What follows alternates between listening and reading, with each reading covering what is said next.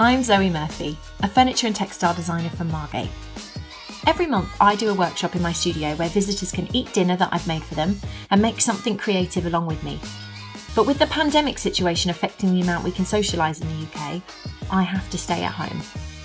Not wanting my friends, family and customers to miss out on creativity and companionship during this period of isolation, I decided to move the workshops online instead. I've carefully designed, hand-printed, composed and packed hundreds of material packs that look fun, are easy to follow and can fit through the letterbox. At a time when we all might feel a bit far apart from one another, no one has to miss out on the Margate Studio nights, and I can share a bit of enthusiasm and instruction through social media live events, colourful parcels and this online tutorial. I hope you enjoy it. This month we're making lovely lettering. I am super proud of the fact that I'm often complimented for my handwriting, because when I want it to be, it's swirly, it's creative, and that's all come from slowing down, taking my time and practicing a lot. So this is what this kit is all about. Having a play with typography, enjoying yourself and having fun. And if you need any of the materials that are listed in this video, jump online, check out the margategirl.com store and grab yourself a kit. In our lettering kit, you get a handy guide, a pack of specially sourced pens, a pencil and some cool dot stickers, a pink pearl eraser, best name ever, a chisel tip highlighter for a dash of colour, and your very own lettering practice book.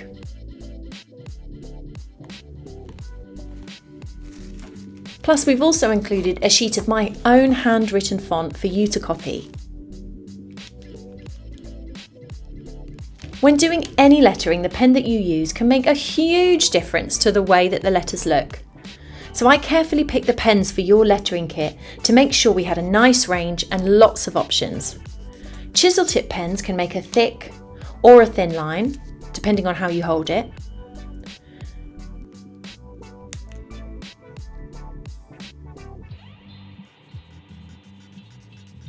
There are 2 weights of fine liner in the kit.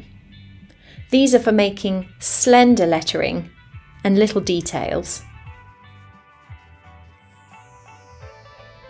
There's another chisel tip pen, this time in black.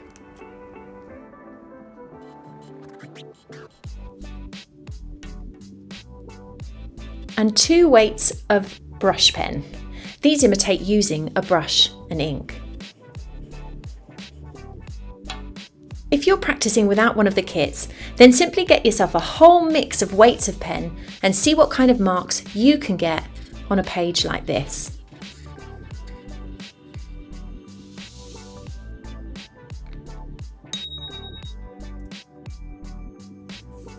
My most important tip for handwriting is to try holding the pen in your hand in a different way to change the angle of the nib and dramatically alter the look of the result.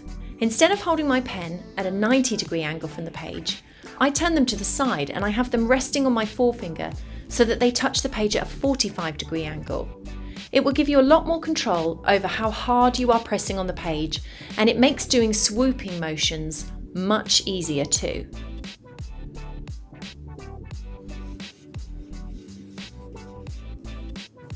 With chisel tip pens, I like to use the solid wedge side of the pen to make a mark that stays really thick throughout the letter. I'll even turn the page instead of the pen sometimes. Give this a try to get thick, tubular letters and shapes.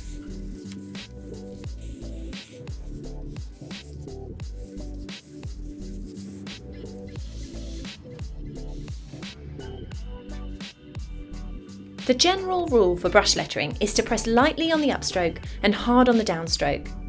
This takes a bit of practice to master, but your practice book has some great pages for doing this.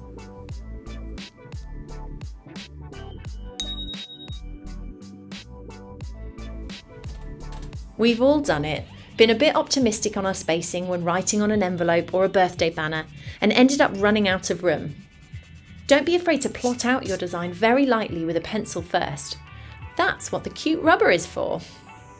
It will give you the courage to make sophisticated designs and you'll get great results.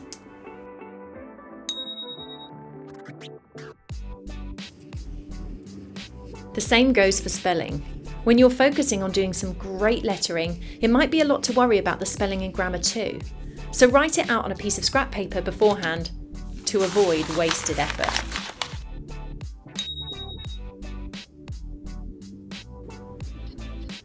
Letters can look really different if they're written in upper or lower case. That means capital or non-capital letters. Why don't you see what works best for the task of lettering that you're doing?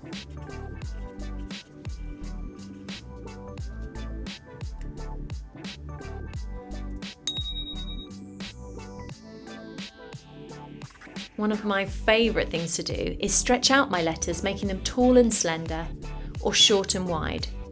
So have a practice at elongating or reducing your natural lettering style to add variety to your creation.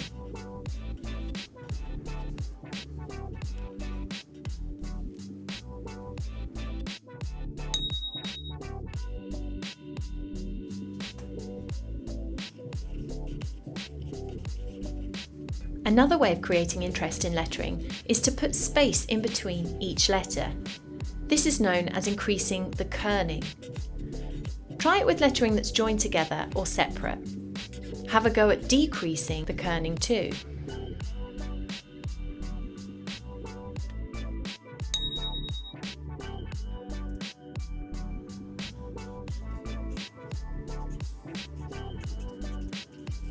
Cursive lettering is writing that is joined up and written in one non-stop line.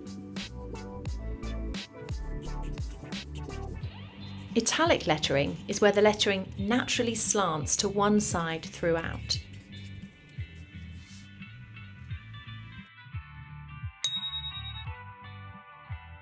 Letters are often found as being with a serif or without, sans serif.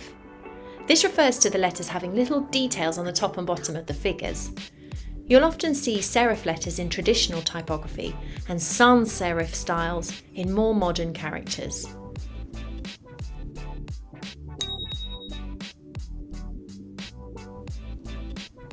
Another way of adding interest to your lettering is to add an outline to completed words or slogans. It can be fun to do this in a bright colour, and if you draw your letter or word in pencil to start with, then you can create the whole word using outline and erase your pencil mark afterwards.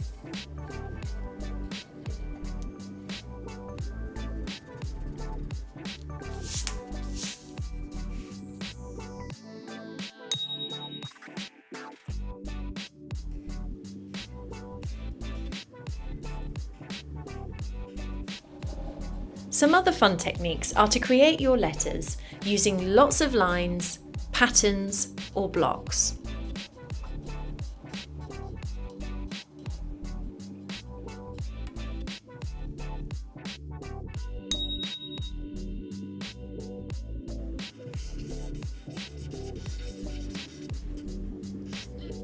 Try using two contrasting pens and writing your word twice, offsetting the first layer from the second.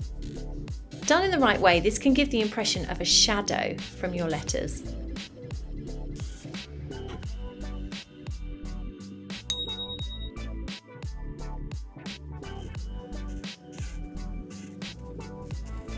Create letters in a shape by drawing one in pencil first and then erasing it once you've finished filling it with your typography.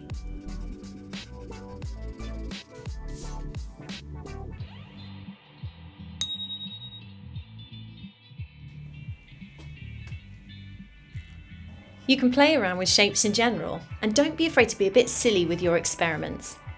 Try drawing some forms and have a go at transforming them into typography. See what you get.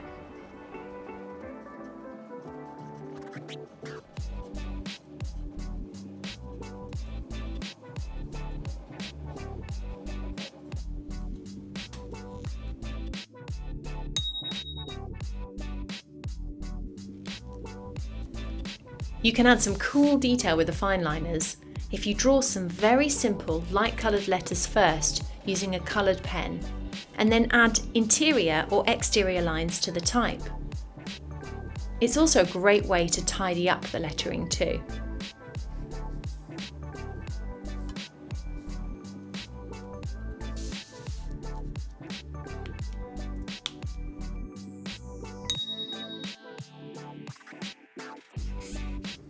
One of my all-time favourite things to do to add interest to letters is to fill in any loops or gaps on the design with block colour.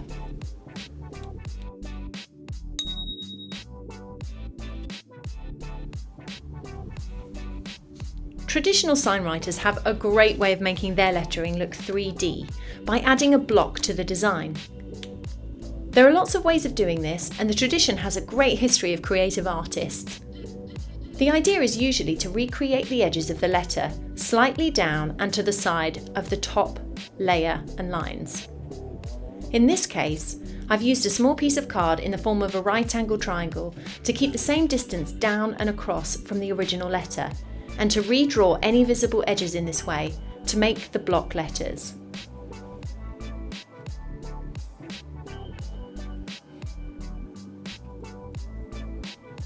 Give this a try and see if you can make yours look three-dimensional. Remember, it doesn't have to be perfect, just give it a go and you'll definitely get better with time.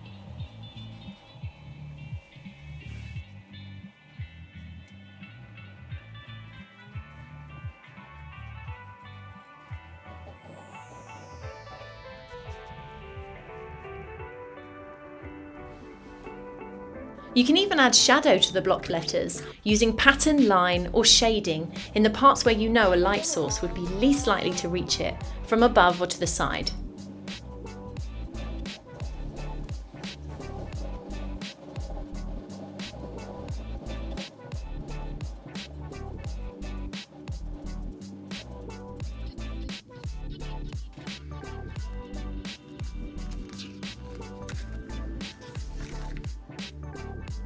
The lettering book provided in the kit has got some great pages for doing repeats of lettering drills, some other practice tips for making your lettering fancy or bouncy, lots of pages for further practice, and even some shaded examples for you to decorate or copy.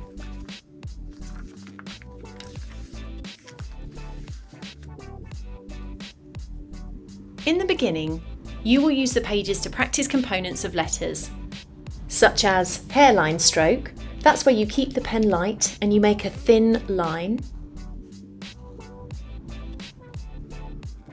and full pressure stroke, where the mark goes down instead and is thicker than the hairline stroke. Diagonal curves,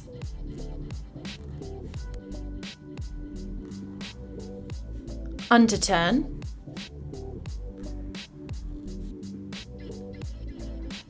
overturn, compound curve, oval,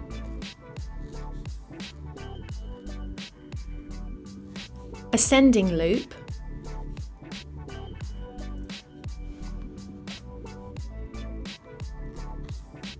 descending loop,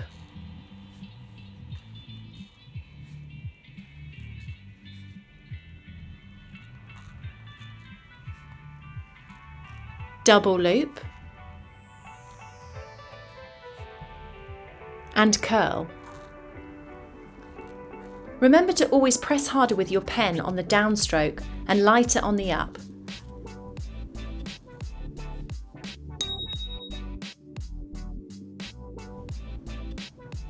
Now when you join these motions together to form your letters, you'll have a new way of brush lettering.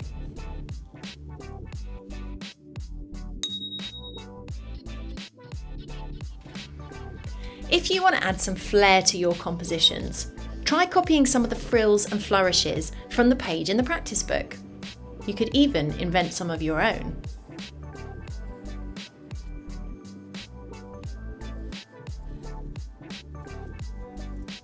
There's a following page for you to experiment on some pre-drawn lettering, using the pencil to mark out your ideas first and then erase them once you've completed.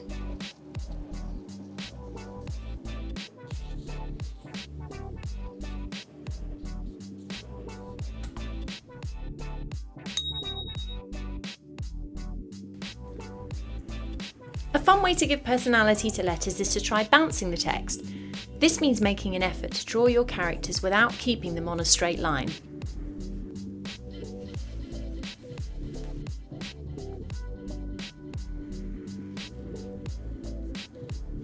The final pages in the book give a few pale examples for you to draw over.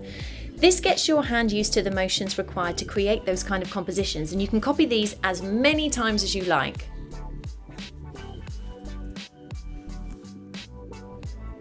I've included a sheet of my own typeface that you can copy and fuse together to make your own words. Try mixing up this brushy lettering with some of the earlier techniques to make some fab examples of typography.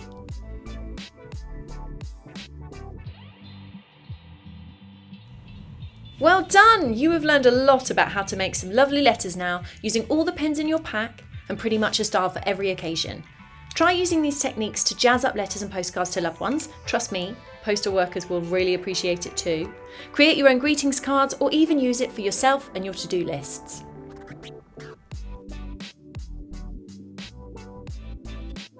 Remember that no one starts out an expert. Your own style and technique will come from practice. Share your results with us on the hashtag Margate Girl Makes. And with this kit, you will have plenty of ideas for lettering that suit any occasion.